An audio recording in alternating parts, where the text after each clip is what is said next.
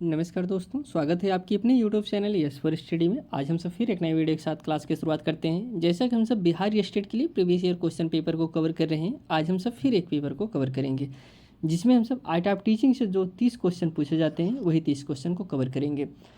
Bihar state के लिए दोस्तों आर्ट ऑफ टीचिंग के लिए जो सबसे महत्वपूर्ण स्टडी मटेरियल है वो होता है आपका प्रीवियस ईयर क्वेश्चन पेपर। क्योंकि दोस्तों आर्ट ऑफ टीचिंग में जो क्वेश्चन पूछे जाते हैं ज़्यादा से ज़्यादा क्वेश्चन रिपीटेड ही क्वेश्चन मिल जाते हैं आपको। अब रिपीटेड का मतलब ये नहीं कि आप क्वेश्चन को रट लें, क्वेश्चन को रटना नहीं है, आपको क्वेश्चन की लैंग्वेज को समझना है। आर्ट ऑफ टीचिंग की यही विशेषता है, आपके पास 4 ऑप्शन होंगे, चारों सही रहते हैं, लेकिन वहाँ पे आपको समझना पड़ेगा चारों में कौन सबसे ज़्यादा सही है, वही आपका राइट आंसर होता है। इसलिए क्वेश्चन को रटिए नहीं, बल्कि क्वेश्चन की लैंग्वेज को समझिए कि कैसे आप घुमा फिरा के क्वेश्चन को पूछा जाता है। अगर आप इस चैनल पर नहीं तो चैनल को जरूर सब्सक्राइब करिए दोस्तों, और कमेंट भी करिए कि आपको क्लास कैसी लगी। अगर हमसे PDF की बात करें तो इसका PDF आपको डिस्क्रिप्शन बॉक्स में लिंक मिल जाएगा, वहाँ से जाके आप इस PDF को डाउनलोड कर सकते हैं। चलिए दोस्तों, हम सब आगे बढ़ते हैं और क्लास की शुरुआत करते हैं। शिक्षा देने का अर्थ है, शिक्षा देने का क्या अर्थ है? क्या निर्देश देना है, निर्माण करना है, बनाना है या फिर तैयार करना है? आप कहेंगे शिक्षा देने का जो अर्थ होता है वह तैयार करना होता है।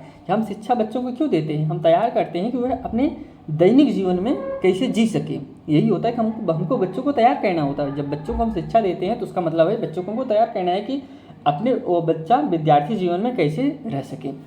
आइए हम सब अगले क्वेश्चन बढ़ते हैं। अगला जो क्वेश्चन है, कह रहे हैं इनमें से एक शिक्षक प्रविधि है।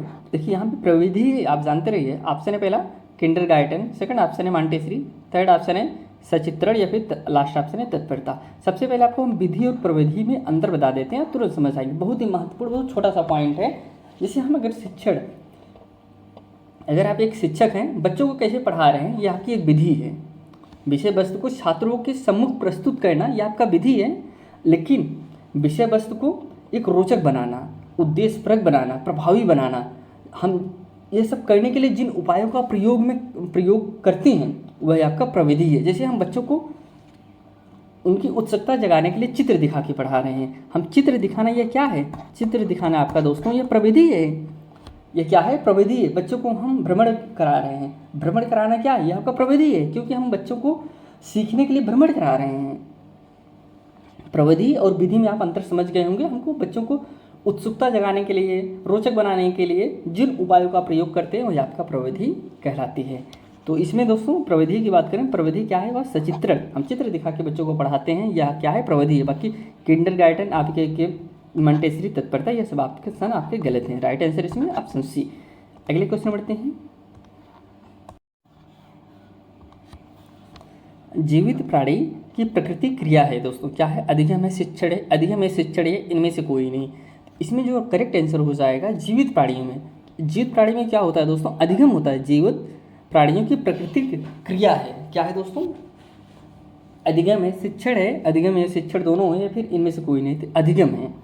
इसमें जो राइट आंसर हो जाएगा, अधिगम की बात अगर हम सब करें तो अधिगम एक निरंतर चलने वाली प्रक्रिया है। मनुष्य जब से जन्म लेता है, जब तक वह कब्र तक नहीं चला जाता, तब तक उसमें जो है अधिगम होता रहता है। इसकी प्रक्रिया तेज धीम हो सकती है, लेकिन ख़त्म नहीं होती। आप ऐसा नहीं कह सकते कि जो अधिगम है इसकी प्रक्रिया स्लो हो गई, वो ख़त्म हो गई, ख़त्म नहीं होता। आप स्लो हो जाएगा, तेज हो सकता है, स्लो धीम हो सकता है, इसमें आप देख सकते हैं, लेकिन ख़त्म हो जाए यह नहीं होता। तो हम सब अगले क्वेश्चन बढ़ते हैं।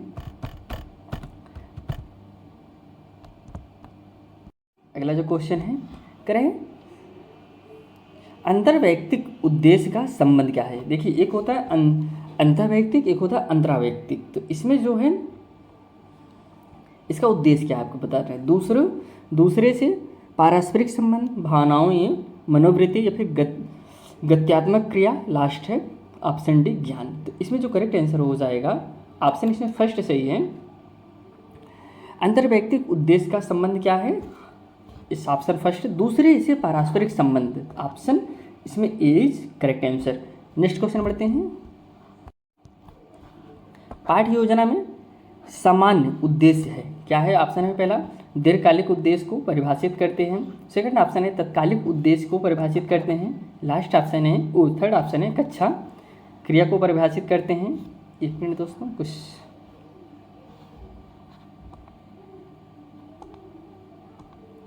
लास्ट ऑप्शन है शिक्षक क्रिया को प्रभावित करते हैं। देखिए पाठ्य योजना में सामान्य उद्देश्य क्या है, तो राइट आंसर इसमें जो हो जाएगा ऑप्शन ए, दीर्घकालिक उद्देश्य को परिभाषित करते हैं। जो पाठ्य योजना है इसका सामान्य उद्देश्य क्या होता है, इसमें दीर्घकालिक उद्देश्य को परिभाषित किया जाता है। दोस्तों अगर आपको वीडियो अच्छा लग रहा है तो चैनल को जरूर सब्सक्राइब करिए, लाइक करिए, कमेंट करिए। कमेंट करके आप ये जरूर बताइए दोस्तों कि इसमें हम और क्या सुधार लाएं, अपने आप में क्या इंप्रूव लाएं, क्वेश्चन कैसे किस तरफ से लाएं या फिर और किस टॉपिक पे वीडियो बनाएं। आप इसके बारे में ज़रूर कमेंट करके बताइए क्लासेस आपको कैसी लगी। आइए हम सब अगले क्वेश्चन में बढ़ते हैं। शिक्षण विधि जो शिक्षार्थियों को वास्तविक समस्या में शामिल करता है वह क्या है दोस्तों, कार्यभार है, परियोजना आधारित है, संगोष्ठी है, श्रुतलेख है। क्वेश्चन आपको ऐसा कुछ मिले जिसमें आपको थोड़ा सा लगे कि क्या सही हो सकता है, जो ऑप्शन नहीं हो सकता पहले आप उसे काट दीजिए। कह रहे वास्तविक समस्या, बच्चे को कब जो है वास्तविक समस्या के साथ जोड़ा जाएगा। क्या श्रुतलेख में, कहेंगे श्रुतलेख में तो होगा ही नहीं, बच्चा सुन रहा है, क्या वह वास्तविक जीवन से जोड़ेगा नहीं। संगोष्ठी में वास्तविक समस्या से जुड़ने की बात करें। कार्यभार, आप कोई बच्चे को कार्य दे दे, वास्तविक समस्या नहीं। परियोजना आधारित, जब बच्चा कोई परियोजना आधारित कार्य करेगा तभी तो वह जो है वास्तविक समस्या में शामिल होगा। तो ऑप्शन इसमें जो है option B is correct answer. Next question बढ़ते हैं।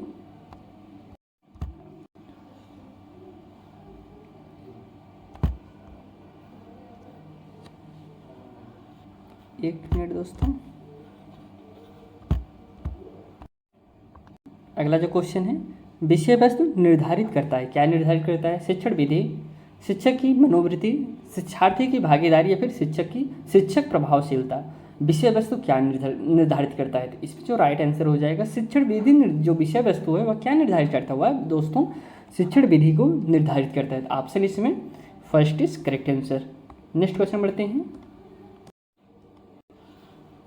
छात्र छात्राओं को मिश्रित कक्षा में सहयोग उन्नत करने हेतु अच्छी विधि है। क्या है, दलगत कार्य, व्याख्यान विधि, प्रदर्शन या फिर सम्मिश्रित विधि। किसकी बात करें, छात्र छात्राओं को मिश्रित कक्षा में सहयोग उन्नत करने के लिए। बच्चों को जब मिश्रित कक्षा में हम सहयोग उन्नत करने के लिए कौन सी विधि सही है, दलगत कार्य विधि। ऑप्शन इसमें जो सही हो जाएगा ऑप्शन आपका फर्स्ट है। छात्र छात्राओं को मिश्रित कक्षा में सहयोग उन्नत करने हेतु दलगत विधि सबसे अच्छी विधि है। सभी छात्राओं के शिक्षार्थियों की क्षमता के अनुसार आगे बढ़ाने का अवसर प्रदान करता है। कौन सी विधि, दलगत विधि। अगला जो क्वेश्चन है, शिकागो विश्वविद्यालय ने विकसित किया।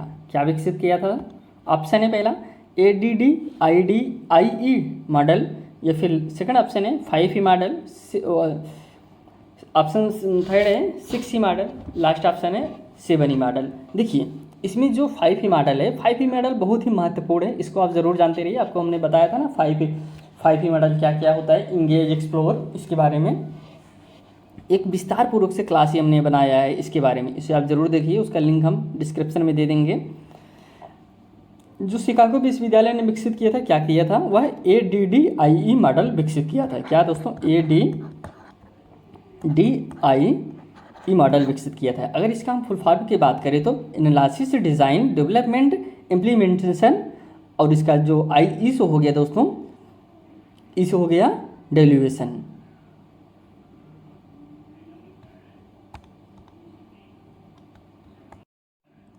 अगला जो क्वेश्चन है, शिकागो विश्वविद्यालय ने विकसित किया था। क्या किया था, पहला ऑप्शन है ADDIE मॉडल दिया था या फिर 5E मॉडल दिया था, सेकंड ऑप्शन, थर्ड ऑप्शन है 6E मॉडल दिया था, लास्ट ऑप्शन है 7E मॉडल दिया था। शिकागो विश्वविद्यालय ने जो विकसित किया था वह किया था दोस्तों ADDIE मॉडल विकसित किया था। ऑप्शन इसमें फर्स्ट सही है।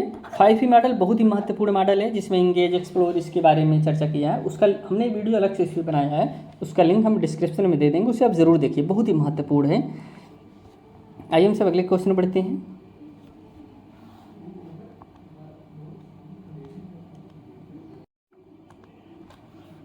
शिक्षक शिक्षण के उद्देश्य निर्धारित करता है। क्या करता है, सामान्य उद्देश्य लिखकर, सेकंड ऑप्शन है विशिष्ट उद्देश्य लिखकर, थर्ड ऑप्शन है प्रस्तावना उद्देश्य लिखकर, लास्ट ऑप्शन है उद्देश्य कथन लिखकर।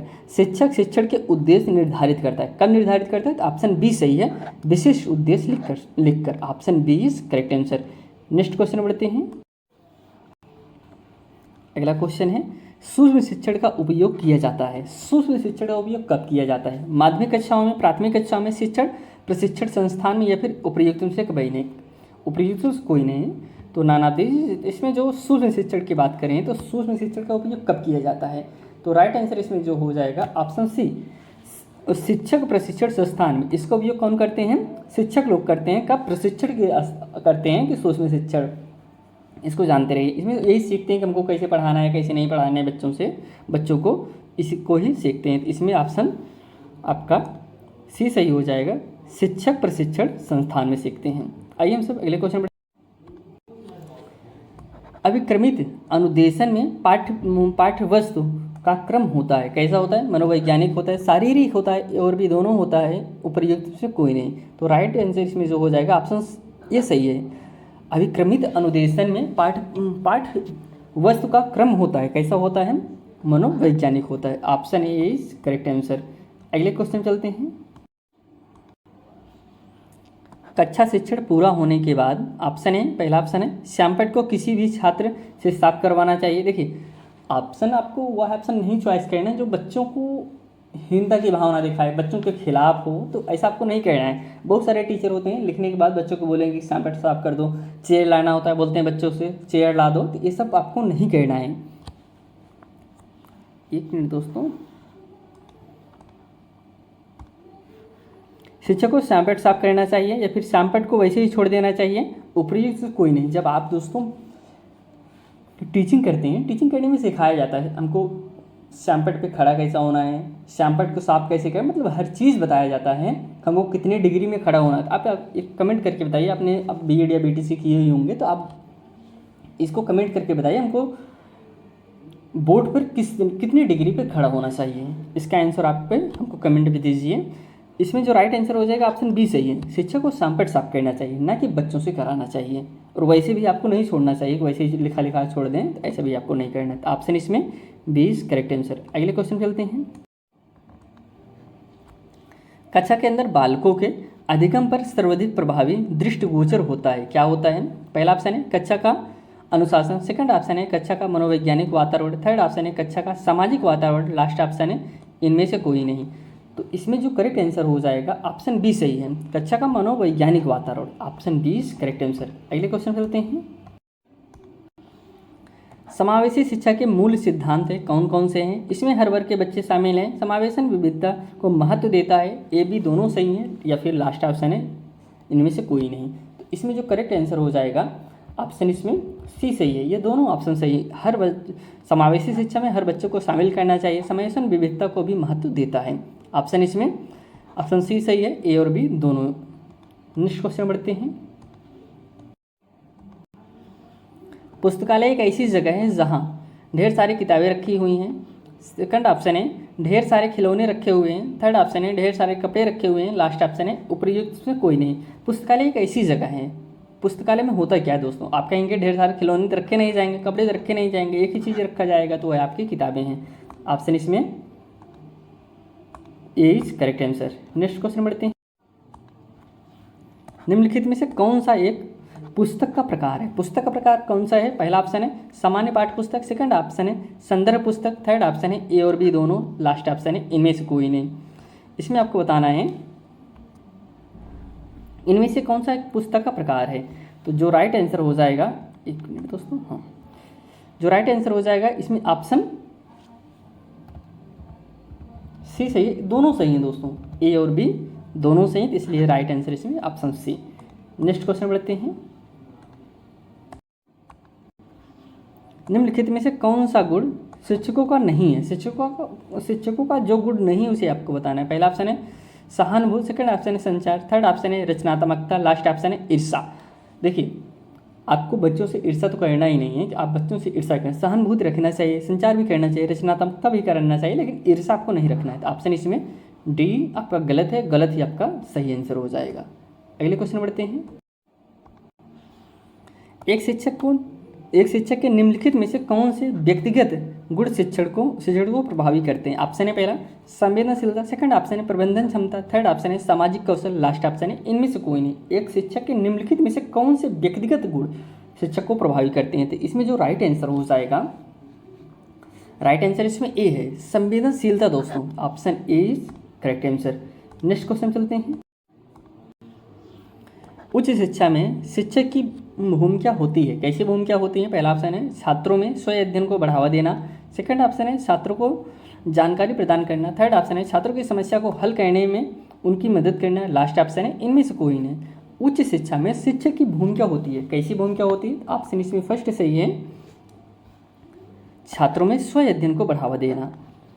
Option first is correct answer. Next question चलते हैं। मूल्यांकन है, मूल्यांकन क्या है? क्या सतत प्रक्रिया है, आवधिक प्रक्रिया है, अर्धवार्षिक प्रक्रिया है या फिर वार्षिक प्रक्रिया है? देखिए बच्चों का मूल्यांकन कब करना चाहिए, कब करना चाहिए? क्या एग्ज़ाम जब खत्म हो जाए तब? वार्षिक में लास्ट में करिए, आप मूल्यांकन करिए बच्चे को कितना आ रहा है। अब जो वार्षिक परीक्षा होता है वह सही नहीं होता दोस्तों, क्योंकि आपने एक साल पूरा मेहनत करके पढ़ाया, बच्चों को बहुत मेहनत किया, बच्चे लास्ट में आप एक साल बाद परीक्षा ले रहे हैं, पता चला बच्चों को लिखना नहीं आ रहा है, मात्राएँ नहीं आ रही हैं, आपका एक साल की मेहनत पूरा बर्बाद हो गया। अगर आप लगातार टेस्ट लेते रहें, आपको बच्चों को पढ़ाते समय चेक करते रहें, साप्ताहिक टेस्ट लें, तो इससे क्या होगा, बच्चों को आपको उसकी कमज़ोरी को पता चलता रहेगा। लास्ट तक आप उसे सही कर लेंगे, लेकिन लास्ट में आपको कमज़ोरी का पता चलेगा, आप कैसे उसे सही करेंगे? नहीं कर सकते। मूल्यांकन है दोस्तों कैसी प्रक्रिया? ये सतत प्रक्रिया, मूल्यांकन लगातार करना चाहिए। Option A is correct answer. Next question बढ़ते हैं। कह रहे हैं कि आंकने की व्यापक प्रक्रिया है, क्या है दोस्तों? आकलन है, मापन है, मूल्यांकन है या फिर परीक्षा है? तो इसमें जो बात कर रहे हैं आंकने की व्यापक प्रक्रिया, तो वह क्या है? वह मूल्यांकन है। ऑप्शन इसमें C is correct answer. Next question चलते हैं। संकलनात्मक मूल्यांकन किस प्रकार का परीक्षण है? संकलनात्मक मूल्यांकन कैसा परीक्षण है? शिक्षक निर्मित परीक्षण है, बाहरी परीक्षण है या फिर आंतरिक परीक्षण है या फिर यह सभी है? संकलनात्मक मूल्यांकन कैसा है उसको आपको बताना है। इसमें जो राइट आंसर हो जाएगा ऑप्शन डी, ये सभी है दोस्तों। शिक्षक निर्मित है, बाहरी परीक्षण है, आंतरिक परीक्षण, ये सभी है, तो इसलिए ऑप्शन इसमें D is correct answer. Next question है, पाठचर्या का सिद्धांत किस पर आधारित नहीं है? जिस पर नहीं है वही आपको बताना है। बच्चा पर, गतिविधि पर, एक मिनट दोस्तों, कुछ समस्या कर रहा है आज पेड। सामुदायिक जीवन पर या फिर पारिवारिक जीवन पर? पाठचर्या का सिद्धांत जो नहीं है उसे आपको बताना है। तो आप कहेंगे जो इसमें पारिवारिक जीवन का सिद्धांत किस पर आधारित नहीं? पारिवारिक जीवन पर नहीं है। यही ऑप्शन आपका गलत है, गलत ही आपका राइट आंसर हो जाएगा, क्योंकि इसमें गलत ही पूछा जा रहा है। तो ऑप्शन इसमें D is correct answer. Next question चलते हैं। निम्नांकित में से कौन पाठचर्या का तत्व नहीं है? किसकी बात करें? पाठचर्या का तत्व नहीं। उद्देश्य है, विषय वस्तु है, शिक्षक है, मूल्यांकन है। इसमें जो करेक्ट आंसर हो जाएगा ऑप्शन इसमें सी सही है, शिक्षक। निम्नांकित में उस पाठचर्या का तत्व नहीं है। देखिए उद्देश्य भी है, विषय वस्तु भी है, मूल्यांकन है, शिक्षक नहीं है दोस्तों। शिक्षक पाठचर्या का महत्व नहीं होता है, पाठचर्या का तत्व नहीं है, इसको आप जानते रहिए। इसमें पूछ क्या रहे? पाठचर्या का तत्व पूछ रहा है, तो आप कहिए शिक्षक नहीं होता। ऑप्शन इसमें C is correct answer. Next question बढ़ते हैं। विद्यालय में लघु सांस्कृतिक है, क्या है? परिवार है, घर है, वर्ग कक्षा है, पाठ्यक्रम है? विद्यालय में लघु संस्कृति है, क्या है इसमें? जो कि राइट आंसर हो जाएगा option C. Option C is correct answer, वर्ग कक्षा है दोस्तों। विद्यालय में लघु सांस्कृतिक है, क्या है? वह वर्ग कक्षा है। तो ऑप्शन इसमें सी इज करेक्ट आंसर। अगले क्वेश्चन बढ़ते हैं।